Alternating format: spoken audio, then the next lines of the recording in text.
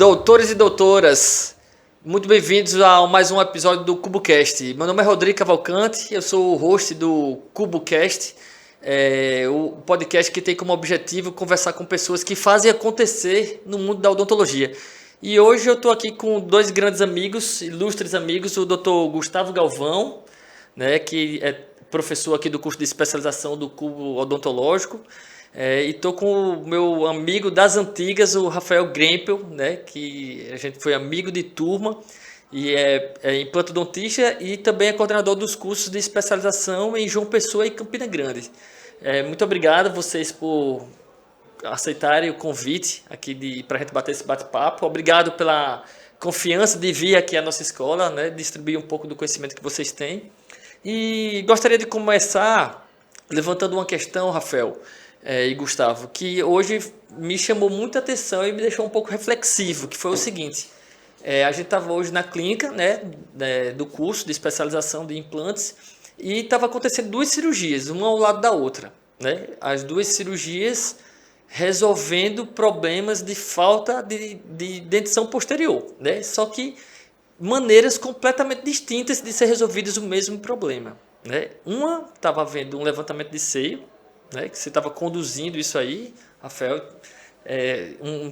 um tratamento assim extremamente desafiador e interessante, e do outro lado estava havendo uma cirurgia que a gente estava fazendo um implante inclinado, um zigomático, né? Então, para resolver também, são duas formas de ver o problema e de ver a solução, né? Eu queria saber, Rafael, assim, se a gente for falar sobre tendências, se a gente for falar sobre soluções, o que é que você acha da gente estar abordando duas formas de resolver o mesmo problema dentro de um curso de especialização como esse aqui? Perfeito, Rodrigo. Rapaz, eu queria antes de tudo dizer que é um grande prazer estar numa mesa tão honrada como essa, com pessoas assim de gabarito assim invejável. Então é muito bom estar aqui com vocês. E você não explicou, né? Mas assim, a cirurgia estava acontecendo de um lado, eu fazendo a cirurgia do seio, eu sempre tive uma certa atração por trabalhar com seios, né? Desde a adolescência. Eu sei disso.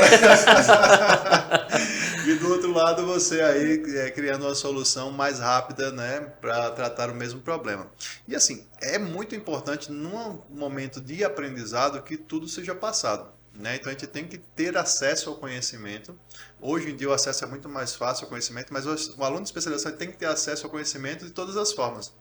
E assim, no momento que ele tiver que optar, ou que ele for responsável pelo tratamento, ele vai saber quais são as opções, poder explicar para o paciente qual é a opção que ele tem disponível, quais as vantagens e desvantagens de cada uma delas, e assim oferecer a melhor solução, né? Eu vim de uma formação da área de cirurgia, onde a gente sempre trabalhou com mais habilidade, talvez, nas cirurgias reconstrutivas, talvez até do que da implantodontia no começo, né? Então isso criou em mim um histórico, né, um mindset que eu sempre penso em criar osso primeiro, né, na maioria dos casos, para depois colocar implantes, talvez até em maior número, e prolongando muitas vezes o tempo para a reabilitação dos pacientes, né? Então é uma mudança muito grande de mindset quando a gente sai dessa história, né, da cirurgia de querer sempre criar osso onde não tem, de mexer sempre com seios maxilares, com reconstruções, para a gente passar para uma técnica bem mais simples, já extremamente validada em vários países, em várias literaturas, vários artigos, que é você realmente procurar o osso inclinando os implantes e ter soluções protéticas mais rápidas e tão eficazes quanto, né? Então, mas a título que você falou, realmente eu acho que é importante essa passagem do conhecimento de várias possibilidades. Entendi, bacana. Ô, Gustavo, no teu caso aí, né? Eu sei que também você tem essa inclinação para os implantes inclinados, né? Me perdoe a redundância aí, mas como é que você vê essa questão de a gente tentar para passar para o aluno que existe duas possibilidades de resolução do mesmo problema, né?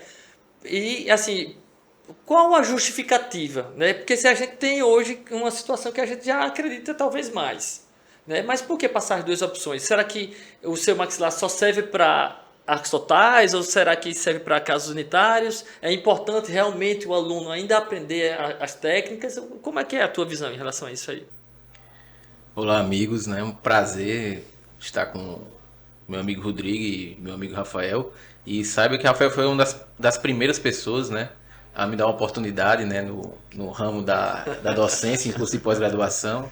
Vocês estão notando aqui que eu sou o mais novo aqui presente. Nem tanto, né? Quando eu conheci ele já tinha alguns dias. longas horas de caminhada, né? E eu tenho um jeito de pensar um pouquinho diferente, né? Como vocês viram, o Rafael já é acostumado a levantar cedo desde muito novo. Mas brincadeiras à parte, eu sou um cara ansioso, sabe, Rodrigo? Acho que você também é. Eu acho que não. Mas uma ansiedade do ponto de vista positivo, né? De então resolver. Você pula as preliminares. Eu pulo as preliminares, né? Eu não fico nessa questão de levantar cedo e tal. Eu sou um cara ansioso. Mas você falando dessa questão de usar implantes inclinados, né? É uma coisa que eu falava no outro podcast, né? Que eu gosto muito. Questão de agilidade de tratamento, né? Mas dentro de uma pós-graduação, e aqui estamos falando dentro de uma escola, né, temos que mostrar várias saídas, né? Acho que o aluno ele precisa entender e conhecer e praticar várias técnicas possíveis e previsíveis de resolver determinadas situações. Agora, se você me perguntar como eu faço na minha clínica, qual é a minha preferência, aí eu já te respondo. Paciente que vem reabilitar uma arcada totalmente edêntula, uma arcada superior no caso, a gente está falando de área de pneumatização do seu maxilar, ele vem fazer uma reabilitação de arco total, a minha opção vai ser sempre técnica de ancoragem e inclinar implante, seja um Olonfall standard, ou seja, uma inclinação usando os pilares ósseos, ou até mesmo, em casos mais limítrofes, usando o implante zigomático. Eu prefiro essa técnica do que fazer reconstruções. Não estou dizendo que as reconstruções são equivocadas, é uma maneira de tratar, mas eu prefiro resolver de forma mais rápida o caso do paciente e de forma que eu acho a ser mais estável, porque a gente sabe que as cirurgias de reconstrução ela tem um prognóstico pior do que as cirurgias que não têm reconstrução. Isso a literatura já nos mostra, né? E a própria experiência. Então, se eu puder resolver, eu vou resolver de forma de usar implantes inclinados ao invés de reconstrução. No entanto, né, Gustavo? Eu acho que você falou essa questão dos arcos totais, mas há situações que não tem outra saída que não seja levantar o seu maxilar, levantar o assoalho do seu maxilar. Se você tem apenas uma região dentro, vamos supor, o primeiro molar superior, e você tem todos os outros dentes e está faltando osso naquele lugar, não tem outra opção. Então, realmente, ainda é uma técnica extremamente útil, é uma técnica que a gente precisa dominar. Tem N formas hoje atuais, né, de se atualizar e de resolver o problema. Rafael, eu estou falando dessa questão educacional mesmo, né, que saiu a técnica de ossidensificação não faz tanto tempo, a gente teve acesso, né, muito rapidamente, né, saiu nos periódicos. Saiu as técnicas de ancoragem e os softwares quando são atualizados, a gente consegue ver isso no mesmo momento, né? O software da Implant Studio ele foi atualizado antes de ontem, né? E é a atualização global. E eu fico pensando, Rafael, naquele momento que a gente fazia faculdade, né, juntos lá na UFPB, e que muitas vezes eu precisava acordar cedo da manhã para pegar o livro que eu havia escondido no dia anterior na biblioteca, porque era uma disputa, né? A gente já pegava um livro que tinha toda um delay, um atraso da informação, né? Porque eles demoravam para ser traduzidos, depois demoravam para chegar ao Brasil e demoravam para chegar na faculdade, mas era o que a gente tinha. E hoje, não sei se isso é um problema maior ou menor. Hoje a gente tem o ruído, né? Muita informação que é bullshit, digamos, né? São informações que não são precisas e informações jogadas de qualquer forma.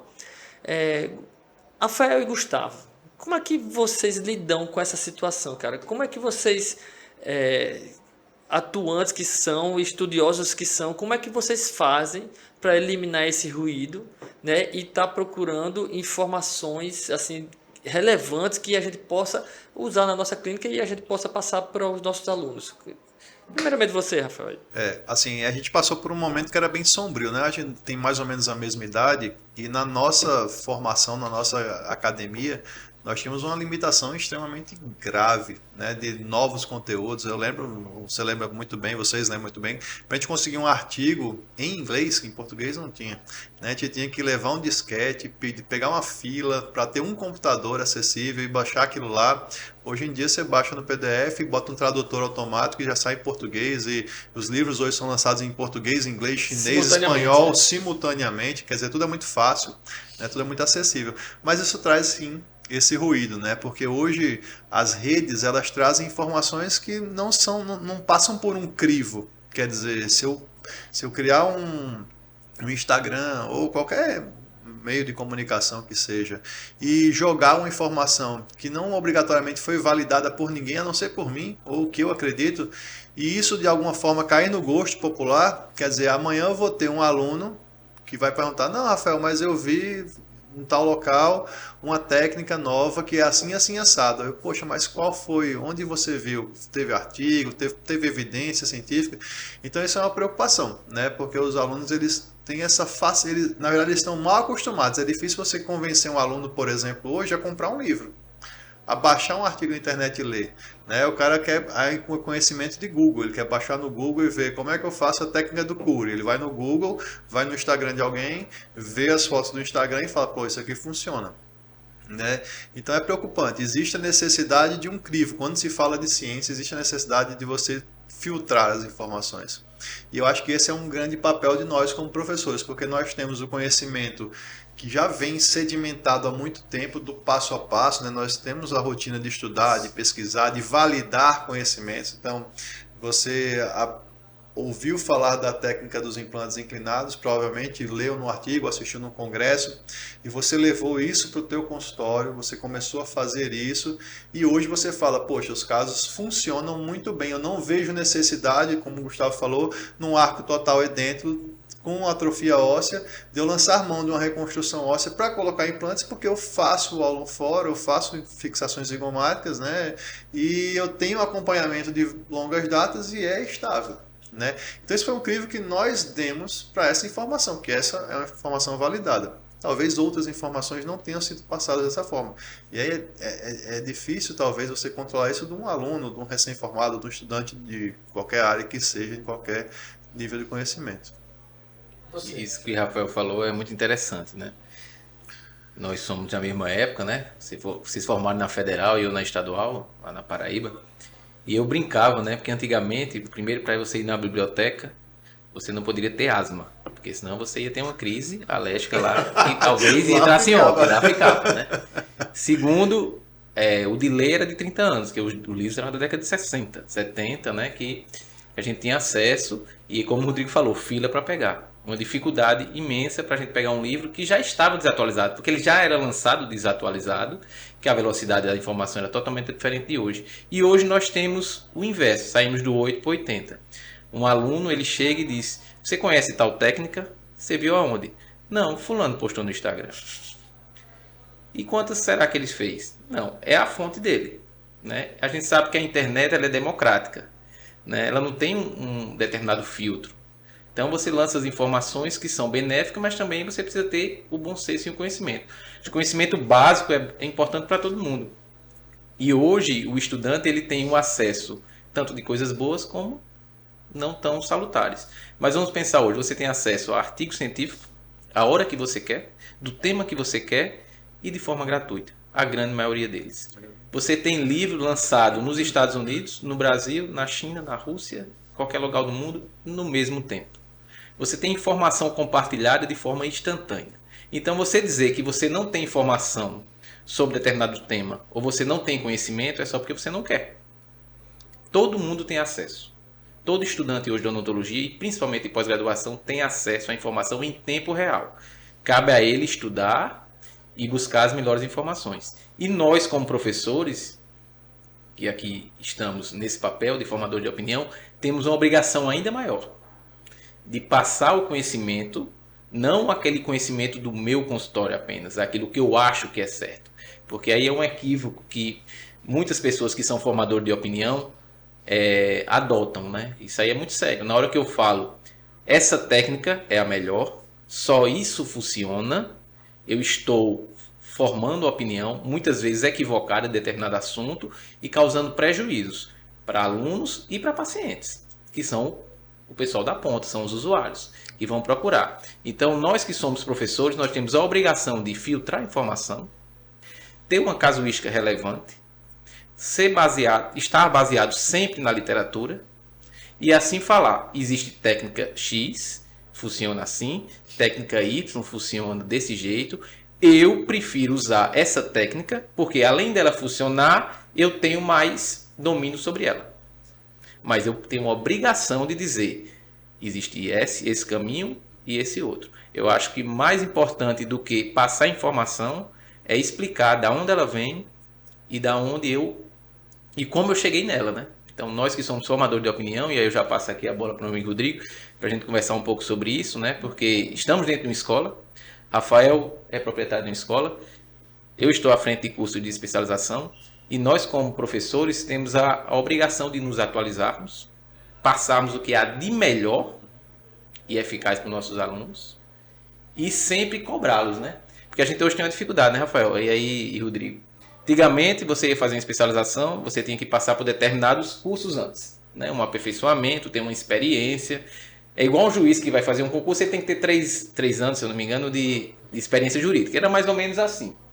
Você tinha uma especialização que era um preço maior, como você mesmo falou, e hoje não. Hoje você tem o quê? Você tem o seguinte, uma concorrência, vem fazer na minha, não, eu te ofereço um pagamento facilitado e assim vai. Eu tenho uma guerra para atrair o aluno e ao mesmo tempo, quando eu penso só em atrair o aluno, eu não estou pensando no conteúdo.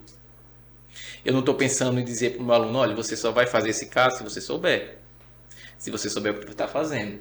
Forçar o meu aluno a estudar. Porque na verdade eu estou querendo que ele pague e não que ele aprenda.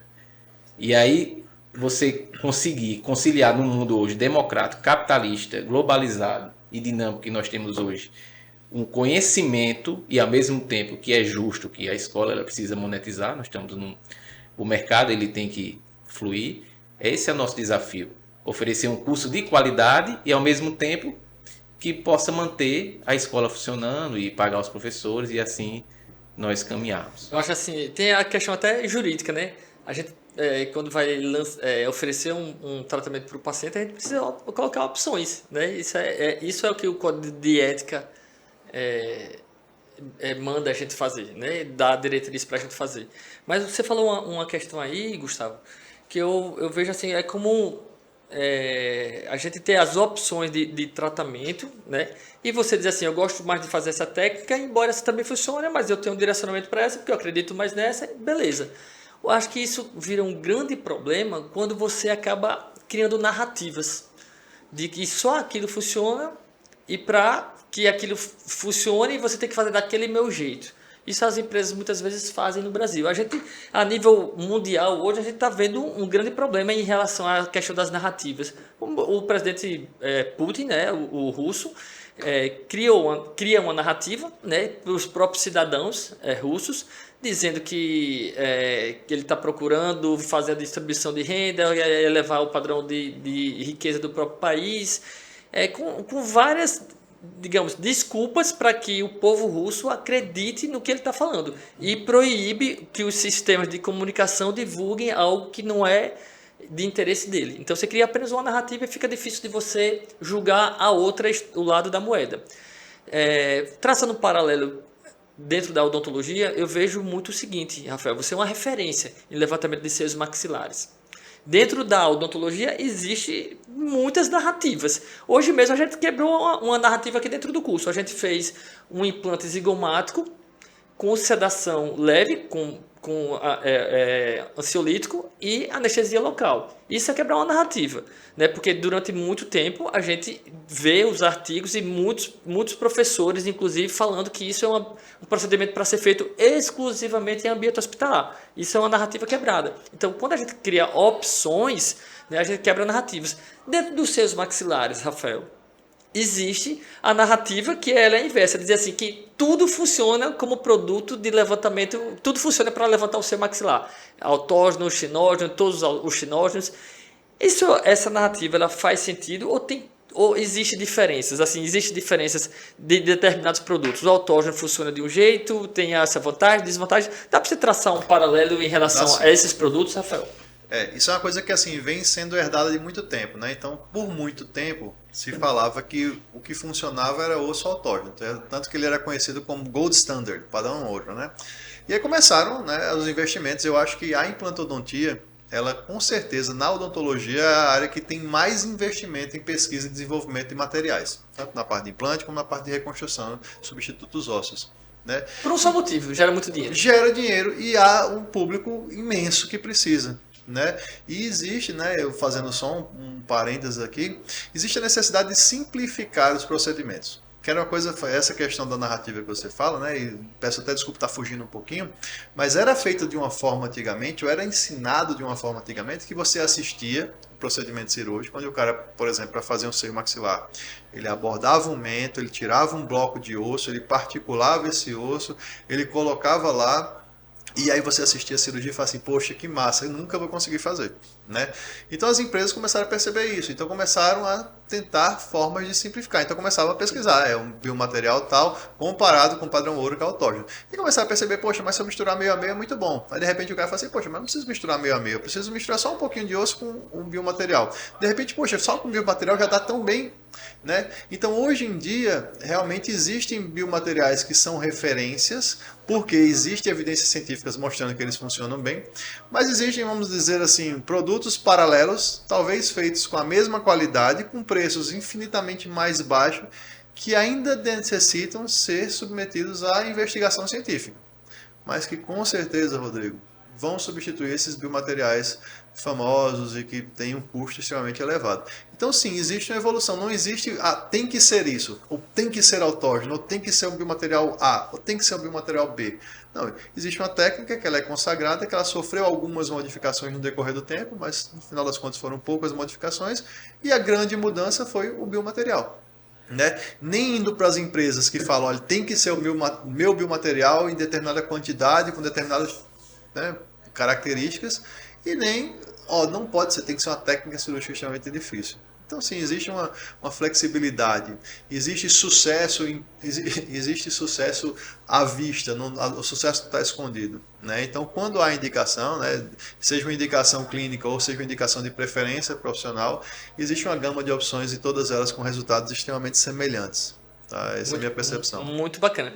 Rafael, eu assisti sua aula, assim, não é porque eu estou na sua frente não, mas eu adorei o seu storytelling, né? Eu acho que realmente você é uma autoridade no assunto, você é uma autoridade no assunto, mas mesmo sendo autoridade, você tem algumas preferências ali, né?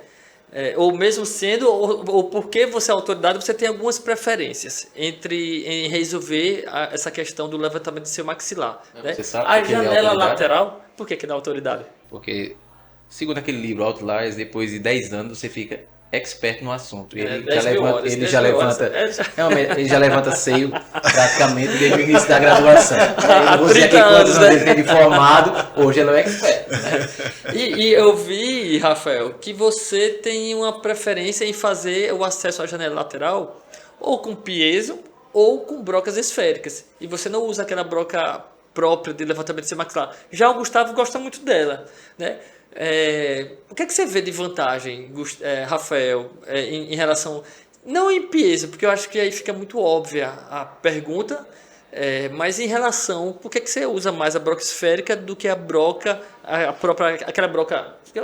esqueci o nome, mas a broca própria para levantamento de seu maxilar. A Rimmer, né, que chama, broca Rimmer.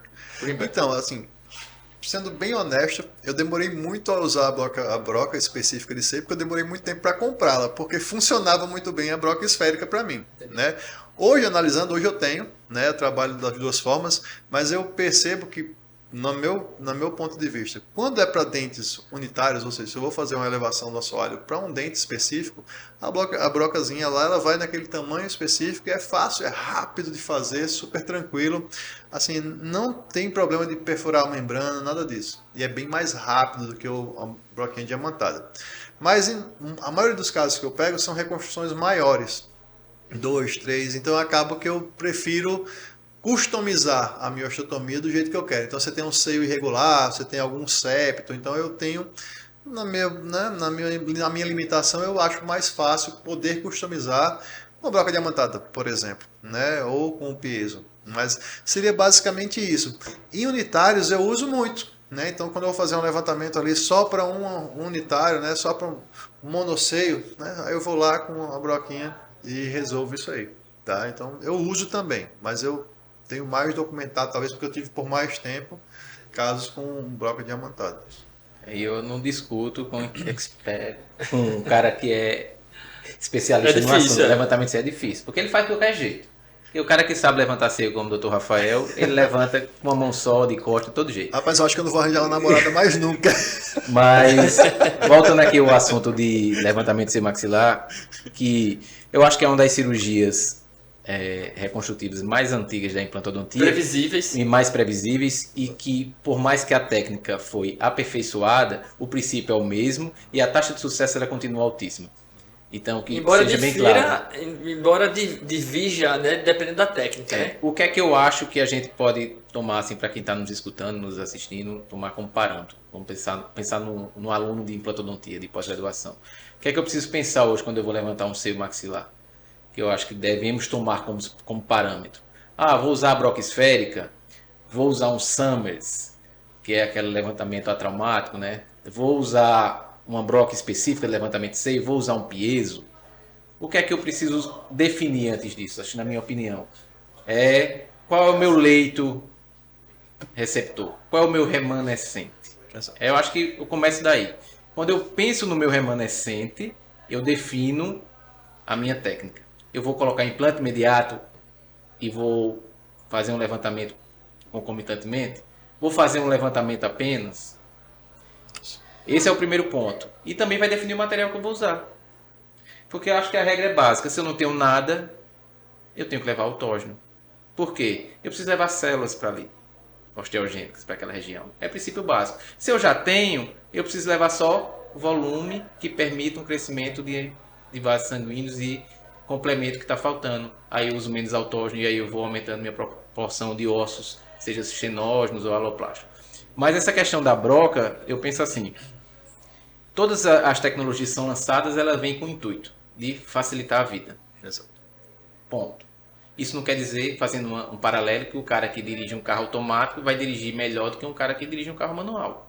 Pelo contrário, o cara que dirige um carro manual bem, é mais fácil ele dirigir um carro automático. Então, se você opera bem com uma broca esférica, já a técnica convencional, tranquilo, continua operando. O resultado vai ser o mesmo. Agora, se você quiser usar um artifício, que é uma broca, que te dá uma segurança maior na hora de fazer o acesso, porque na verdade é essa, não é nem rapidez, é uma segurança maior, você usa a broca específica de levantamento de seio. O que é que eu acho que devemos usar hoje em levantamento de seio? Pensando hoje. O Rodrigo falava aqui sobre um assunto, e você também falou, sobre tecnologia e sobre as facilidades que nós temos hoje. E hoje nós temos o planejamento dinâmico, que serve, eu falo muito isso, o Rodrigo fala muito isso sobre arcos totais, mas para levantamento de seio tem que existir. Se eu posso planejar no meu software, usando o meu arquivo Daikon, e hoje tem softwares gratuitos, excelentes da gente trabalhar, então todo mundo tem acesso. De você planejar ali, vendo seu remanescente, qual vai ser seu implante, sua abordagem, já facilita. Hoje, aí, eu não abro mão, principalmente para levantamento de seio, de usar os agregados sanguíneos. Eu acho que é um artifício, um biomaterial, que é um biomaterial, autólogo, ou seja, você tira o sangue do próprio paciente, prepara uma centrífuga, é barato e altamente eficaz, previsível e te passa segurança. E você vai o quê? Ainda diminuir o teu uso de biomaterial. E em alguns casos, podendo usar apenas ele. Ou seja, se eu posso usar hoje uma broca que me dê mais segurança, usar agregados sanguíneos, posso planejar meu caso no software de planejamento, e aí, de acordo com o meu planejamento, usar menos autógeno, ou às vezes nem usar, e usar um osso xenógeno, eu consigo o quê? Menos morbidade do meu paciente, mais previsibilidade e rapidez de tratamento. E ainda, sempre usar, que possível, a ostensificação, que é para ser maxilar, que eu acho uma ferramenta extraordinária. Se eu posso usar uma ostensificação em vez de usar um Summers, ou seja, não precisar estar batendo, eu ainda vou otimizar ainda mais meu resultado em termos de acelerar o processo, e ainda muitas das vezes vou evitar abrir minha janela lateral. Então, se eu tenho software de planejamento, broca de ossificação, domino os agregados e conheço a anatomia do seio, eu acho que a cirurgia de seio maxilar, que já era uma cirurgia previsível, passou a ser uma cirurgia ainda mais prazerosa, segura e eficaz nos tempos de hoje. Eu acho que o Gustavo acabou o podcast, né? Porque ele falou de tudo, né? De tudo, pois é.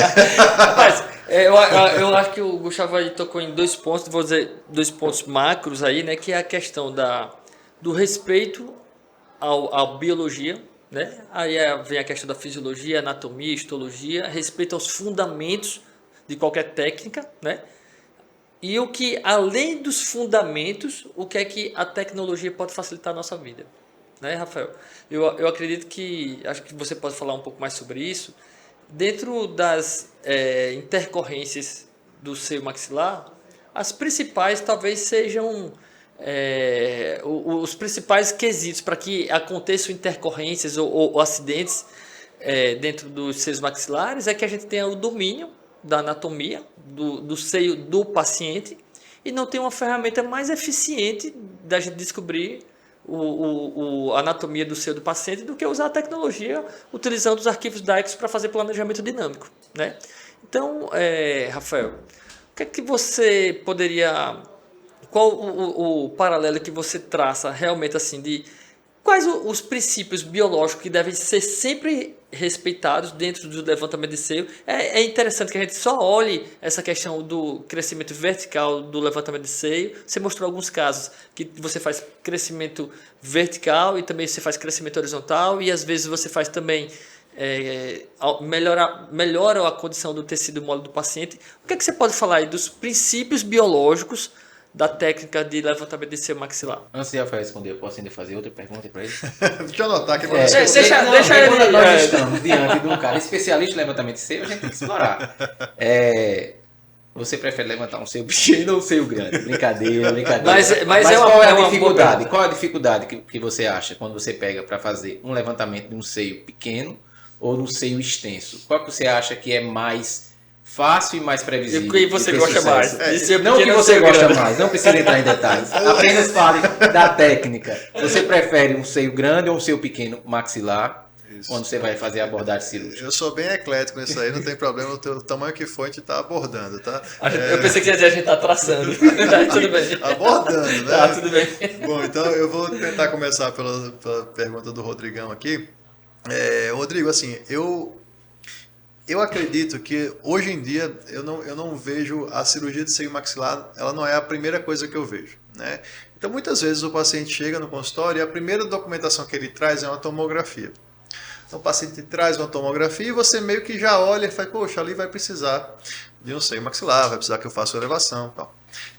Eu sou um cara que gosta de trabalhar com modelos, e examinar clinicamente o paciente, fotografar muitas vezes, mas examinar modelos, examinar como você está usando, né? Usar as ferramentas tecnológicas que existem para eu entender. Então a primeira decisão que eu tenho é onde eu preciso ter implantes, porque eu preciso de uma prótese, seja uma total, seja 2 elementos, um elemento e tal. Tá, eu preciso de um dente, um elemento dentário aqui, e eu preciso, para esse elemento dentário ficar dentro do meu conforto estável, reabilitado por uma longa data, eu preciso, por exemplo, de um implante que tenha um diâmetro de 4 e uma altura de 12. A partir daí, eu vou começar a avaliar tomograficamente o meu seio maxilar. Então, se eu tenho lá um remanescente de 8, eu falo, poxa, mas eu quero um implante de 12. Então, eu tenho que ganhar uma certa altura. Como é que eu vou ganhar essa altura? Então, geralmente, alturas até 4 milímetros eu costumo ganhar no próprio preparo, né? Com ostensificação. Hoje eu não uso mais técnica de Summers, realmente. Eu tenho tudo, mas eu praticamente não uso mais. Quando eu vou usar, eu uso um que é rosqueável. A técnica atraumática. A técnica que se chama atraumática, que eu acho que é bem mais traumática do que qualquer coisa, né? Mas aí, quando eu preciso, por exemplo, de um implante de determinado diâmetro em determinada posição, eu planejei essa posição com o auxílio da ferramenta, então às vezes eu preciso ganhar tecido mole, como a gente fez hoje, às vezes eu preciso ganhar osso pela face vestibular para ganhar espessura. Então tudo isso vai definido para que eu consiga colocar o implante no local que eu estou planejando. né? Então eu planejei colocar aqui. Quando eu planejo colocar implante inclinado, foi aquilo que a gente conversou, acho que ontem, Rodrigo. Os componentes iniciais da implantodontia, eles foram criados componentes retos. Os componentes angulados, eles surgiram para corrigir mau posicionamento do implante. Hoje, o componente angulado ele não existe para corrigir um posicionamento errado do implante. Ele serve para você planejar o implante baseado na posição da coroa e qual componente eu coloco para que a coroa fique no lugar que eu quero, que o implante fique no lugar que eu quero colocar, que tenha osso, enfim, como seja. E como é que eu preciso? Eu preciso angular 17, 30, 50, 45 graus? Como que eu preciso angular? Tá? Então, o componente angulado ele não é uma opção para quando deu errado, ele é uma opção para dar certo com o planejamento. Tá? Então isso aí a gente leva em consideração. E aí quando eu vejo, por exemplo, um seio pequeno ou um seio grande, eu particularmente acho mais confortável quando eu faço um seio grande. Por quê? Então vamos supor que o paciente tem até primeiro pré-molar e ele tem uma oclusão completa até segundo molar inferior e eu estou planejando reabilitá-lo com segundo pré e 2 molares, ou seja, uma reabilitação com 3 dentes. E na tomografia ele tem uma pneumatização do seio que impede qualquer tipo de tentativa de instalar implante, nem que seja com levantamento simultâneo do seio maxilar. Então eu acho ótimo, porque quando você abre você desloca esse retalho, geralmente essa membrana de osso que tem, ela é super fina, então é fácil você fazer a osteotomia, desenhar a sua osteotomia, fazer a sua janela lateral, e você tem liberdade para elevar essa membrana e, pasme, sem usar autógeno mais, eu não uso mais autógeno sem maxilar, uso sempre stick bone, sempre faço agregado plaquetário, agregados sanguíneos, então eu faço essa elevação, coloco o stick bone lá e hoje eu estou reabrindo com 5 meses, assim, já querendo colocar com 4, porque eu acho que assim, o processo está muito bem delimitado, está muito bem escrito, né? Então, assim, eu tenho uma quedinha, quando é um seio maxilar grande, eu vou dizer que eu fico feliz. Mas o seio maxilar pequeno eu abraço também, entendeu? Não deixo passar. Não, passou dando bobeira, vem o seio pequeno também, resolve, né? Não passa batido, não. Bacana. Eu vou, a partir de agora, criar o momento artigo científico. E para criar o artigo científico, eu vou falar sobre um livro. Porque o que você está falando aí, que a sua pergunta foi, Gustavo, ela está descrita no livro do Jensen, né, em relação a seios grandes, seios pequenos, ele tem um score de dificuldade. Eu achei aquilo ali super interessante. O score de dificuldade, ele mostra lá que o seio grande ele recebe pontuação 1 e o seio pequeno recebe pontuação 3. Mostrando que o seio pequeno ele tem um índice de dificuldade, um score de dificuldade maior. Né? Então, entende por que você gosta mais de... Você gosta, claro, né? Resolver o negócio mais tranquilo também. Rafael, e aí eu já vou dizer a minha dica, porque eu já comecei aqui, né? A dica que eu tenho de livro, de conteúdo para aprender seio maxilar é o livro do Jensen. Né? Que o Jensen é um bucomaxilo que ele tendeu a escrever coisas para facilitar a terapêutica do seio maxilar, e o livro Seio Maxilar, né, está com nova edição, né, acho que a edição é de 2021, gosto muito daquele livro, é um livro para mim de cabeceira, mas gostaria de saber, Rafael, se você tem um artigo que você acha que, esse artigo aqui, ele diz alguma coisa muito importante, eu queria que você desse uma sugestão de um artigo e que você desse uma sugestão de um artigo de seio maxilar. De cara, assim, o que eu acho que hoje em dia é livro de cabeceira é o Jensen, né? De seio maxilar. Eu vou ficar devendo o nome de um outro artigo agora de referência para seio maxilar, mas eu acho que esses conceitos que a gente está falando são realmente apurados, às vezes, de leituras e o aprendizado científico associado com a prática. Mas o Jensen ele tem essa característica, né? Porque eu já peguei pesado, né? Disse logo o cara que vai escrever sobre ele tem essa tendência, né? De mostrar por A mais B por que faz, como fazer, como evitar complicações e por que daquele jeito dá mais certo, né? Então ele assim, são realmente, a gente estava conversando ontem de novo, né, sobre isso, sobre livros de cabeceira para o implantodontista, e ele foi um dos primeiros a serem citados, né? Então eu botaria meu voto para o Jensen também. Hoje eu não me sinto, não é justo para mim colocar um outro nome. Vamos esperar o Gustavo aí. Já diz outro agora. Olha, eu vou dizer assim que surgir. Quando foi escrito, eu direi, mas ainda hoje eu acho que urgência, inclusive eu acho que é um livro de uma curva de aprendizado que ele está lá no topo da implantodontia, né? Não é um livro básico para quem está começando no mundo da implantodontia, mas é um livro extraordinário. Eu gosto muito da abordagem dele, né? Onde ele explica, acho que ele é uma sumidade, né? Acho que depois do Rafael Grempel, levantamento de seio, ele vem logo em seguida.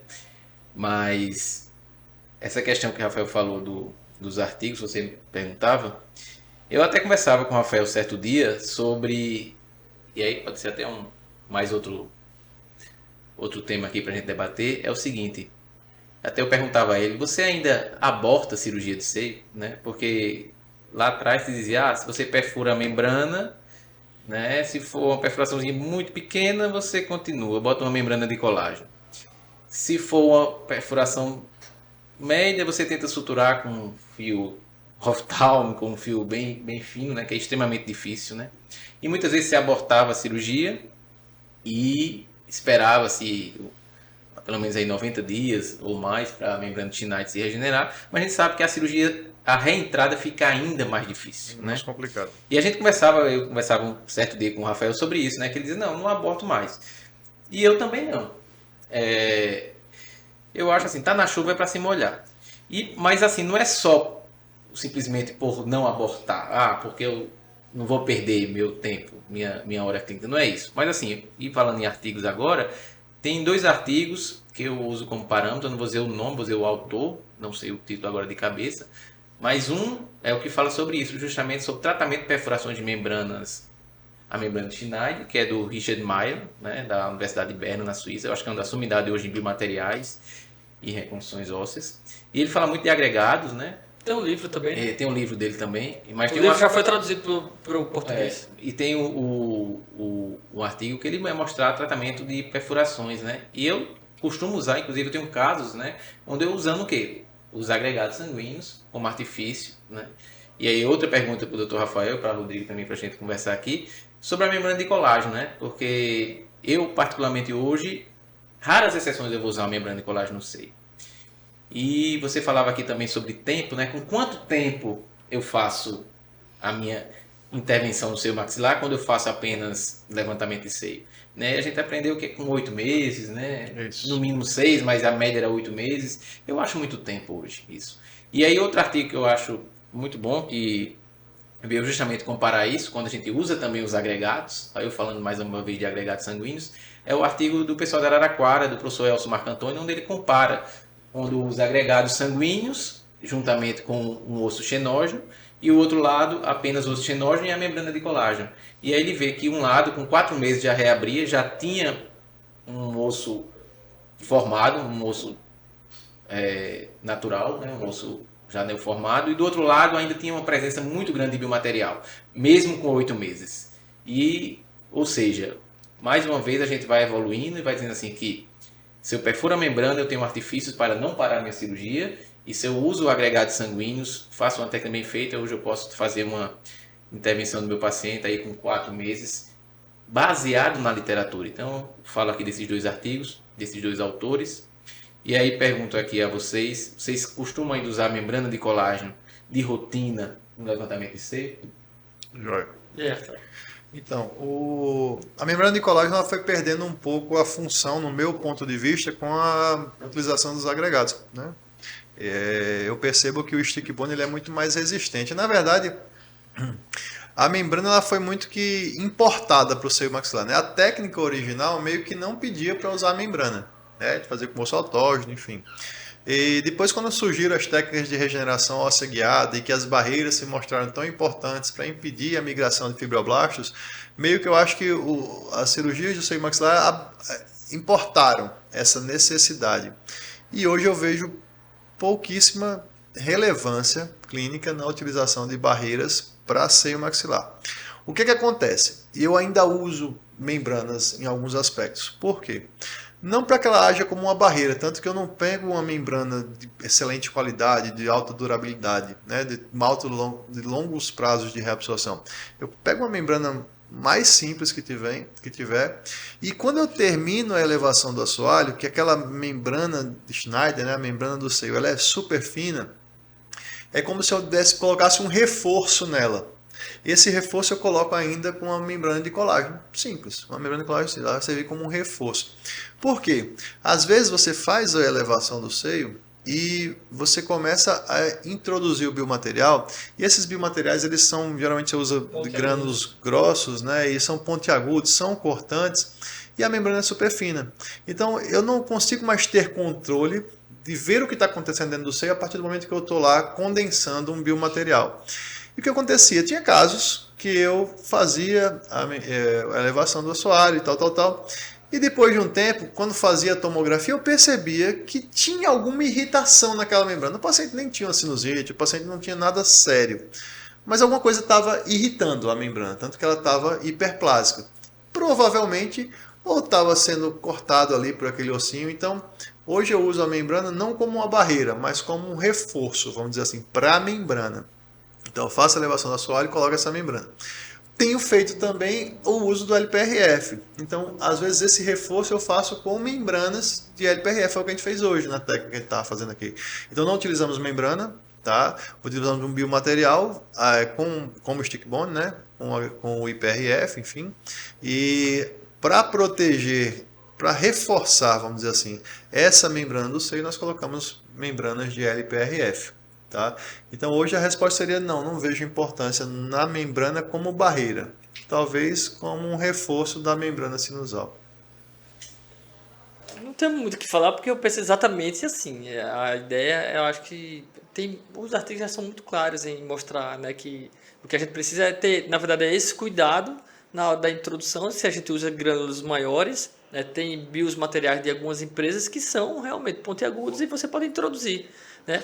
Embora a questão, né, do espessamento da membrana do seu maxilar ela seja detectável após o procedimento de elevação do seu maxilar, no entanto, não quer dizer que aquilo é um problema. Muitas vezes é uma irritação pela própria manipulação da membrana. Isso. Né? Meus amigos, eu acho que foi um bate-papo bem bacana. Viu? Eu queria saber se vocês têm mais alguma consideração para falar sobre o tema. Tá, eu queria aproveitar o momento para fazer um agradecimento. Eu tinha vindo a Arapiraca uma vez, né, e fazia um tempo que eu estava querendo vir e as nossas agendas acabavam não batendo. E assim, eu não poderia ter uma experiência mais agradável de ter vindo para Arapiraca do que essa rotina que nós tivemos, né? Então eu fiz de tudo que eu gosto. Eu dei aula teórica, eu participei da prática laboratorial, eu orientei e realizei procedimentos cirúrgicos e agora a gente está fechando com chave de ouro, participando desse bate-papo aqui com uma cervejinha gelada, com grandes amigos e, além de amigos, são pessoas assim realmente de uma capacidade técnica invejável, né? Eu conheço o Rodrigo, como ele falou, há mais de 20 anos, né, Rodrigo? Há mais de 20 anos. Eu sei a trajetória de vida que esse cara teve, e é uma coisa que eu estava pensando quando a gente estava conversando sobre o conhecimento e da facilidade do conhecimento. Quando você passa pelo que a gente passou, de escassez de conhecimento, né? de escassez de ter acesso à informação, talvez hoje a gente valorize muito a informação. Né? Então eu assisto uma aula e eu valorizo o que está sendo passado naquela aula. E você passou por uma história de vida difícil, e hoje, com certeza, muito do valor que você tem na sua vida foi por tudo que você passou, né? Do grão em grão que você foi construindo na sua história, do grão em grão que você chegou de uma cidade distante, onde você não tinha família, você não tinha apoio, e você fez uma faculdade com mérito, com honra, com dificuldade, com suor, voltou aqui para Arapiraca e construiu um legado. Porque hoje o que você tem em Arapiraca é um legado. Né? E da mesma forma, Gustavo, eu convivo com o Gustavo há menos tempo, a gente foi professor junto nos cursos lá de pós-graduação. Eu não conheço tanto a história do Gustavo antes de me conhecer, mas eu sei também que o Gustavo passou por muita coisa, que ele foi morar fora, foi para São Paulo, enfim, fez pós. Então, com certeza, isso ficaria um recado, talvez, para essa moçada, né, que eles têm que aprender a valorizar o que eles têm, porque assim, é difícil você valorizar quando você tem muito. É difícil você valorizar o clima frio quando você tem um ar-condicionado disponível todo dia para você. Mas quando você passou a sua vida toda sofrendo calor e de repente você ganha um ar-condicionado, você fala, poxa, eu lembro quando eu tive meu primeiro carro com ar-condicionado, como era bom, rapaz, como era bom, porque eu tinha sempre carro sem ar-condicionado, né? Então eu acho que é muito importante a gente passar essa notícia para o pessoal mais novo, sabe assim, olha, valorizem isso porque a gente não teve. Valorizem isso porque, assim, se a gente que não teve isso conseguimos, com muito orgulho, com muita humildade eu falo isso, conseguimos construir o que nós construímos, poxa, imagina vocês que têm acesso a tudo. Então valorizem isso, valorizem cada minuto, valorizem o tempo de vocês e, assim, o céu é o limite para todo mundo. Com certeza, aí você Rapaz, resumiu. até me arrepia aqui, mas vai lá, Gustavo, para depois Só eu segurar aqui, né? Porque o homem, a gente se emociona. Mas é verdade, sabe, Rafael? A gente, acho que o passado e a nossa história e o que nós fizemos, né, seja de bom ou de ruim, serve apenas para lições, nos fortalecer e seguir em frente, né? Eu acho que as oportunidades hoje elas são infinitamente maiores do que anteriormente e serão ainda mais no futuro. E eu acho que nesse podcast aqui, nessa nossa conversa entre amigos, acho que ficou mais claro foi que em nenhum momento nós falamos que isso ou aquilo é a melhor, é a única, né? A gente falamos aqui de técnicas, de experiência de vida, né? Mas o mais importante é que demos dicas.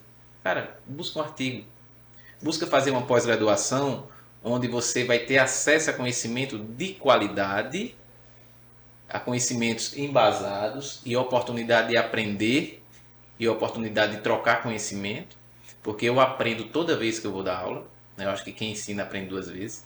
Eu acho que toda vez que eu leio alguma coisa, que eu vou assistir uma aula de um amigo, de um colega, vejo uma coisa, uma palestra, cara, que informação massa, vou ver aquele artigo, né? A gente está sempre aprendendo, né? Acho que o mindset do crescimento não é só o crescimento material, o crescimento mental como pessoa. Você está sempre aberto a novas informações, né?